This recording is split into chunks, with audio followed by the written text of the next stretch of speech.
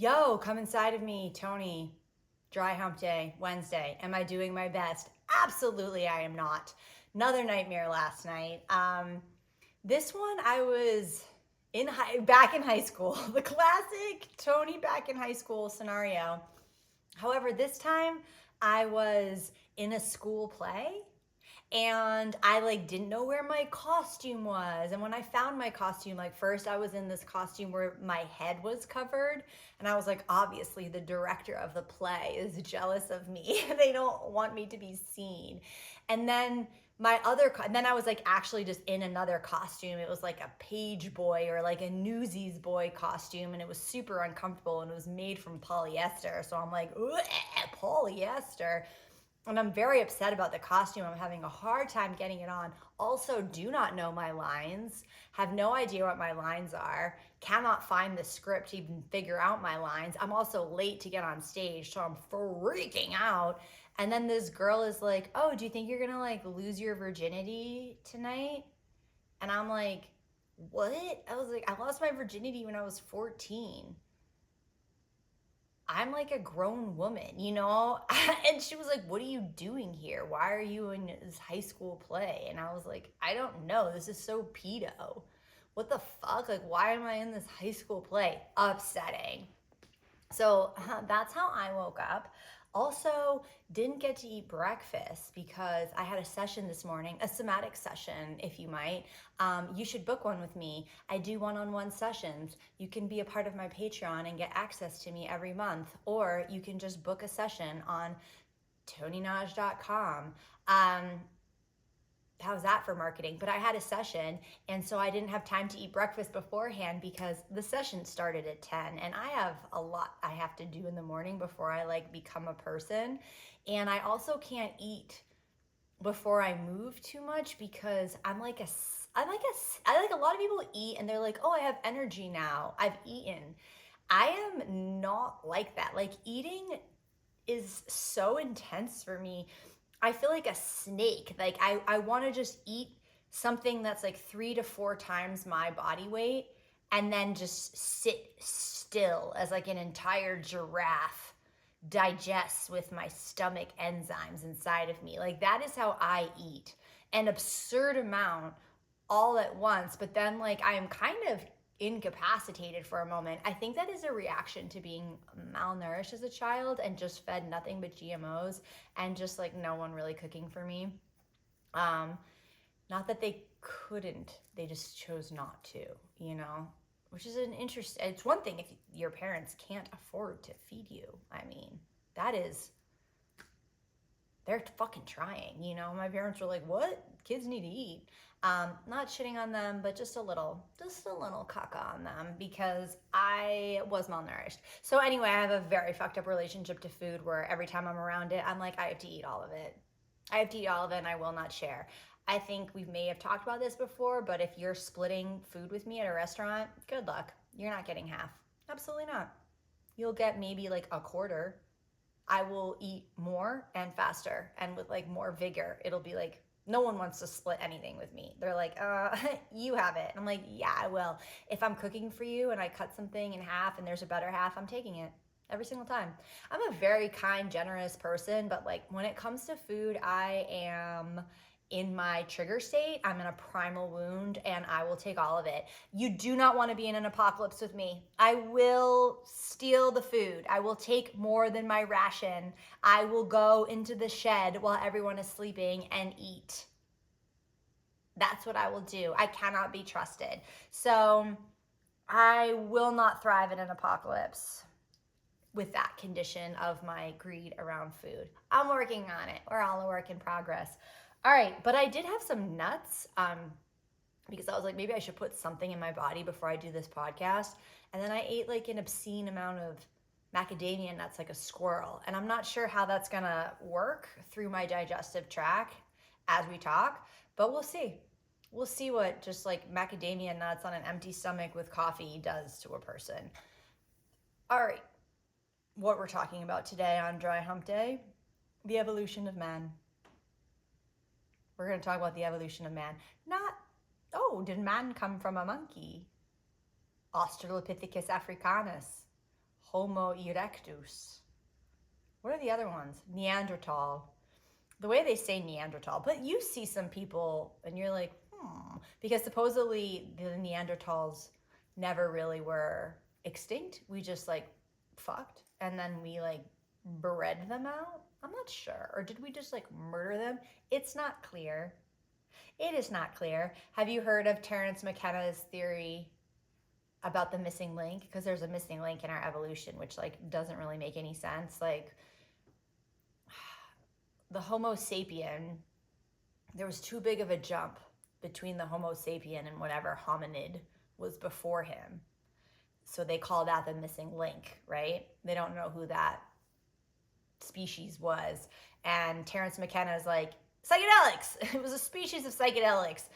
So basically, the hominid would just like eat mushrooms and trip out and be like, whoa, what is nature, man? And like, wow, colors. Or I don't know if I fully buy the stoned ape theory. That's what it's called, because the koala bear is always tripping. Okay, we're not the only animals that trip. I also know that dolphins trip on a blowfish. They like pass around a blowfish and somehow it's psychedelic for them.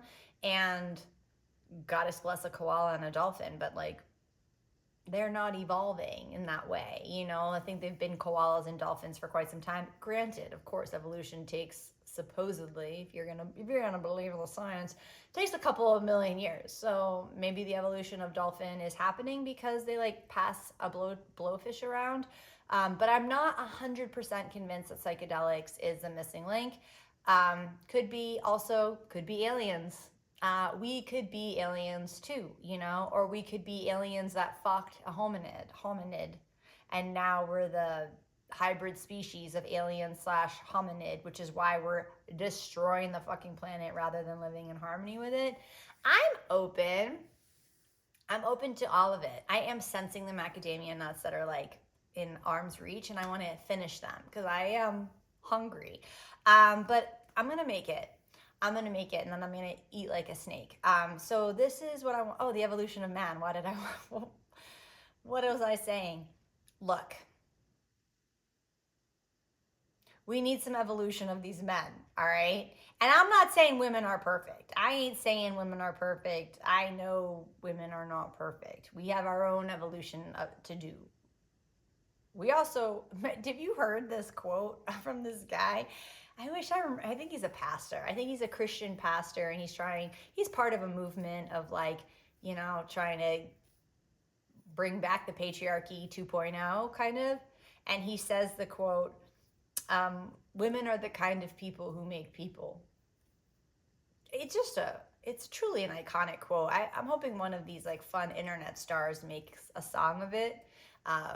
Women are the kind of people that make people.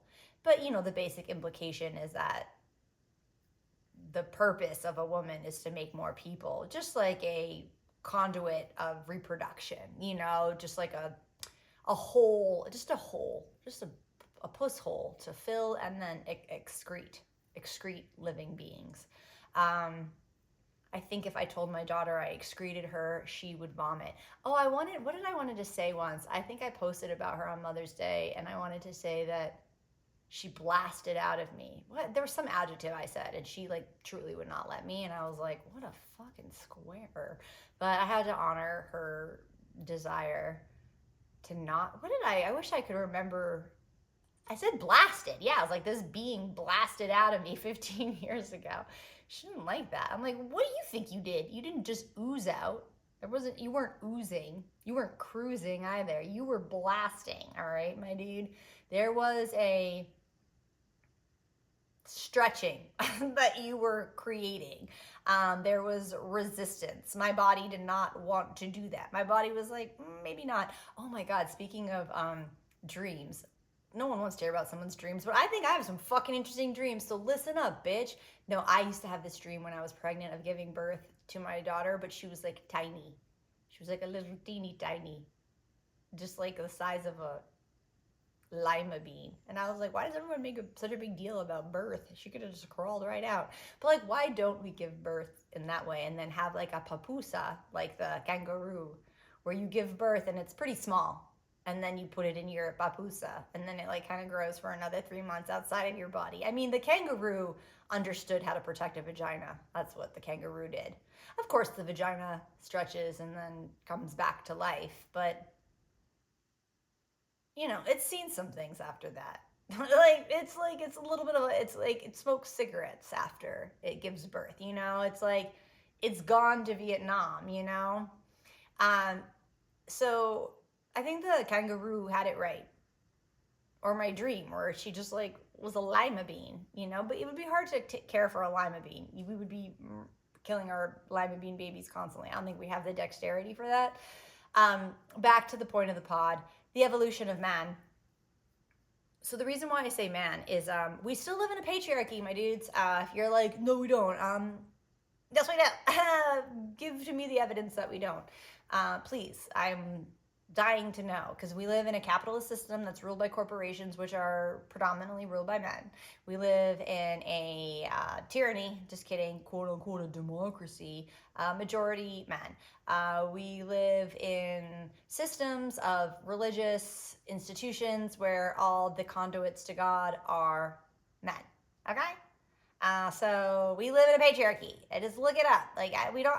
The denial of that is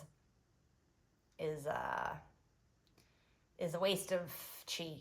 Just okay. Either be like, yeah, we live in a patriarchy, bitch. Suck my dick. Fine. Okay, celebrate it, but don't tell me it's not happening.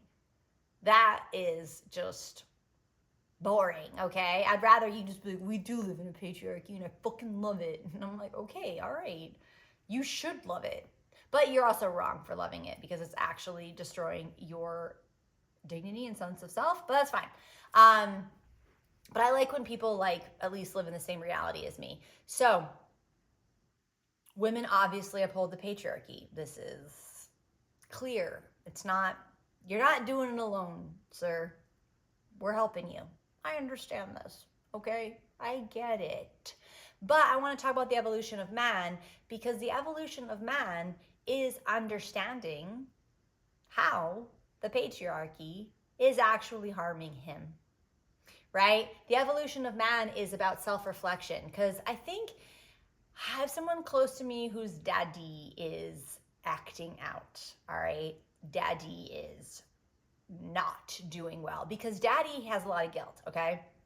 This dude, he was abusive to his wife, he was abusive to his children, he was ruled by anger, he had issues with alcohol, he was complicated, also came from trauma, came from his mother dying, and then his father remarrying multiple times, and these stepmothers being cruel. I mean, I'm not saying he didn't have a context of childhood trauma. He did.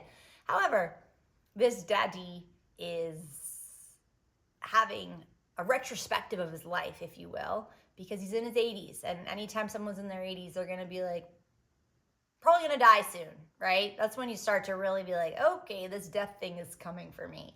That's why I think a lot of men, not exclusively men, but a lot of men talk about the singularity, uploading your consciousness, are kind of obsessed with immortality. And I do think the obsession with immortality, or the belief in that, comes from a spiritual void, and B, the womb envy of not being able to create life, right? So there's like this existential angst and like horror that life is so mysterious because it's not something that you create. So the end of life is like more upsetting, because if you know you can create life, you can kind of understand that life must end. It feels a little bit more like azagazazu, cyclical, versus like just a line of eternity. I think eternity is the most upsetting concept.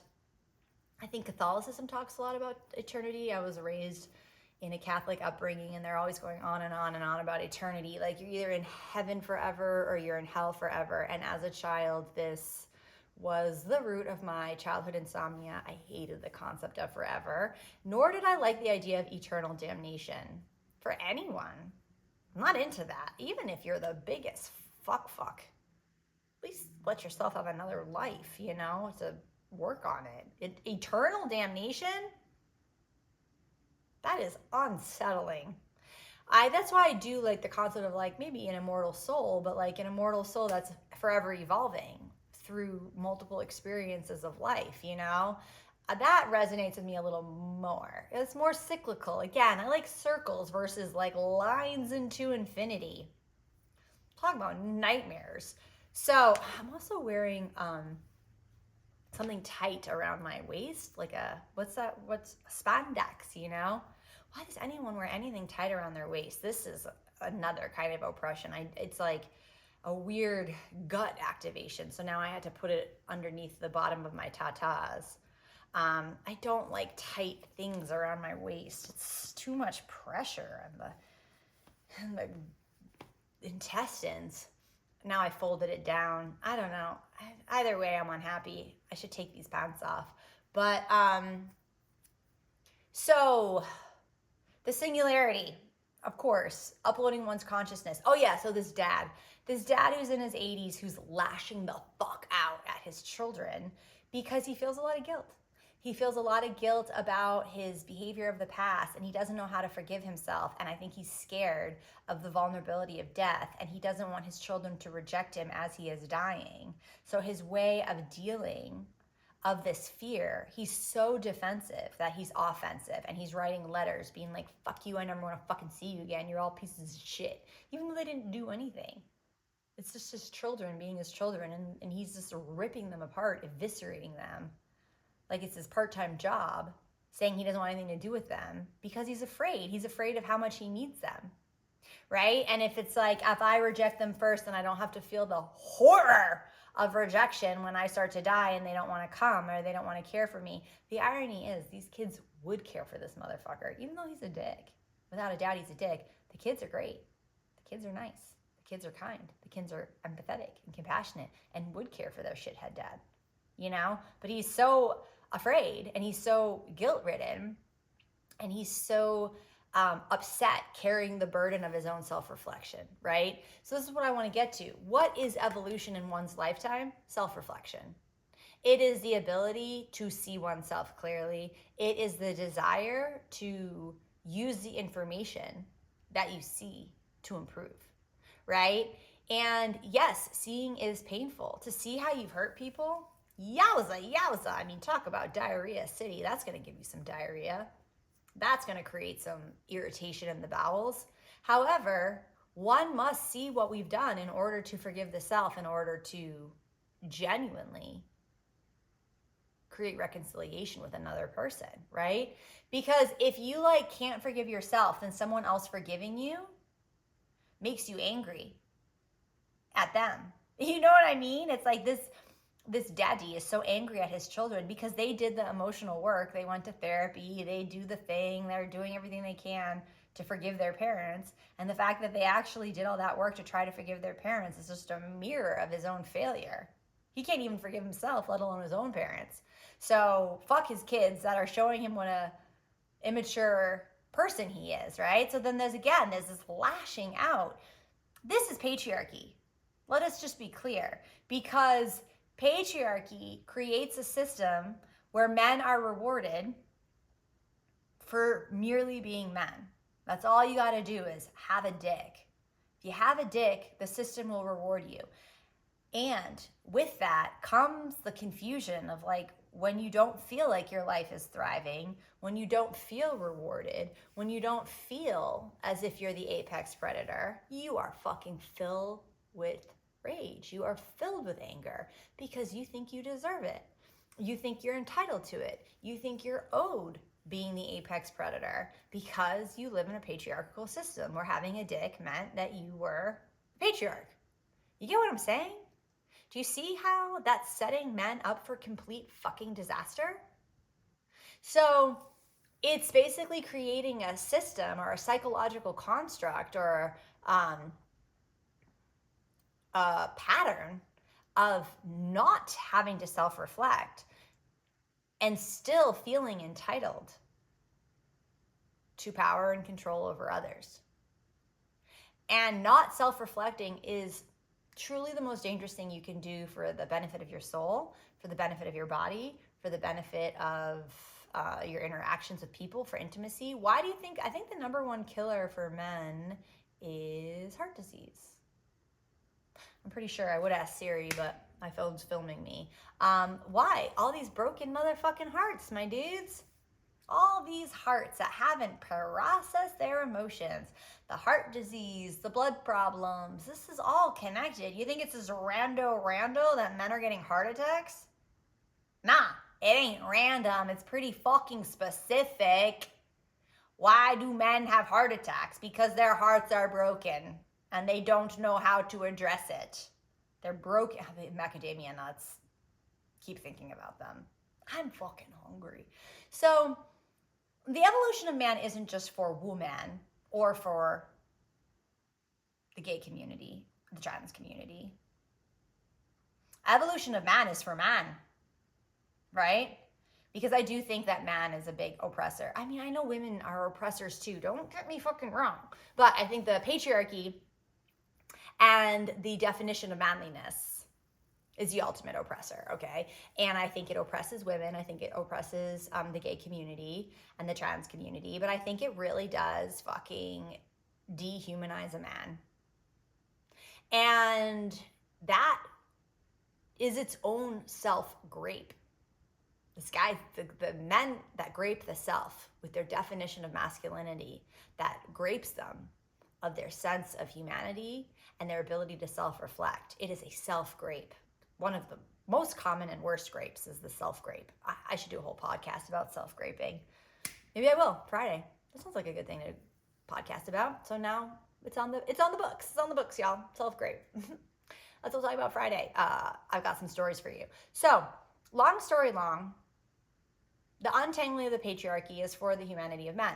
And what they need to understand is the better they treat not only women and children, but themselves, the better they'll treat the planet, which is also a microcosm of how we treat the self, right? And a macrocosm, because we live on the fucking planet. There's nothing micro about the planet. So I think I should have said macro, but also micro, because it's like, you get what I'm saying from a philosophical perspective. The orientation of how we treat the self and others is going to be our orientation for how we treat the planet. So I've never met like an environmentalist dude who's like super oppressive. Maybe he is ignorant and maybe he smells, and maybe his beard is a little bit pubesy. There's a lot of, I'm not saying all environmental men are perfect, but they're thinking about their relationship to the planet. If you're thinking about your relationship to the planet, you might as well think about your relationship to others. I'm trying to think of all the environmental men I know, and there's plenty of misogyny there too. So I can't just like tip my clit to the environmentalist men. I can't do that, but I do think they're at least starting to think about something. All right. So like, what am I asking for men to do? I'm asking you to start kind of a little bit thinking about something. All right, my dudes. And guess what? If you're listening to this podcast, you fucking are. But maybe you know a man that needs to listen to this podcast. And I think I talked about this on another podcast. I don't even fucking remember my life anymore. But I do want to really celebrate the men who are making this effort, who are taking the time to do this. Because I think that the encouragement and the celebration and the excitedness that we have towards dudes who are like, no, I want to unpack this. I want to deprogram myself. I do not think patriarchy benefits me or anyone. I would like to be a part of the revolution of building new systems of self-organizing. That guy, we need to quantumly entangle with this guy. Like, that guy is the contagious energy that the world needs to see. That guy needs to be like a venereal disease, a penile disease of consciousness. I am interested in these men. I'm not saying they're all going to be perfect. I'm not saying they're not going to leave their fucking socks on the living room floor every once in a while, because they are. But if you say, hey, do you see anything on the living room floor? Could it be your fucking socks, my dude? He might be like, oh, let me get those for you. What a strange move I did. I believe in the evolution of man. I have seen the evolution of man with my own fucking eyes multiple times, and it is exciting. It is a turn on. And I think there is this like common perception that some dudes have that like girls don't like nice guys or whatever. Like you've heard that. Or that like, well, when they get a good guy, then they reject him. I want to unpack this really quick. When you have low self-esteem, so a woman who's been raised within a patriarchal system, which is all of us, that is going to impact your self-esteem and your self-worth and your sense of self, okay? So a lot of times when women are younger, they tend to go for men that are reinforcing their low self-esteem. They tend to go for a situation that is going to further prove their own lack of self-love because they're fucking working on themselves, okay? And so this is why a lot of younger women do go for dickier guys. I'm not gonna gaslight men and say that doesn't happen. It fucking happens, all right? But what happens when a woman is in the process of healing and addressing herself, she starts to begin to love herself. And as her standards of self-love change, her standards of men change. Her expectations of men change. What she wants from men changes. So if you get into a relationship with a woman when she's 25, when she's 35, she might be a very different creature and she might have very different fucking standards and expectations of you. And that is often how people get divorced, is that the men are like, what the fuck does this bitch want from me? I can't keep up. I'm never good enough for her. I don't want to fucking deal with it. All right.